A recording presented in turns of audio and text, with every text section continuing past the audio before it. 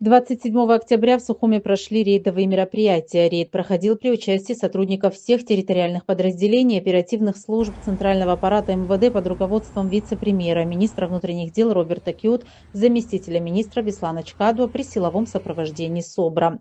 Особое внимание сотрудникам поручено уделять лицам, управляющим транспортным средством в состоянии алкогольного или иного опьянения.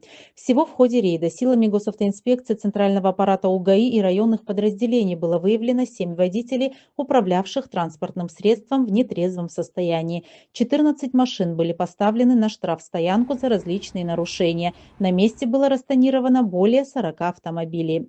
Также особое внимание личный состав уделял водителям, использующим подложные госномера при передвижении по дорогам нашей страны.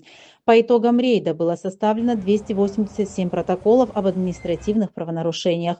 Рейдовое мероприятие проходило до глубокой ночи. МВД напоминает, рейдовые мероприятия направлены на обеспечение общественного порядка и безопасности дорожного движения для всех граждан, жителей нашей страны и гостей республики.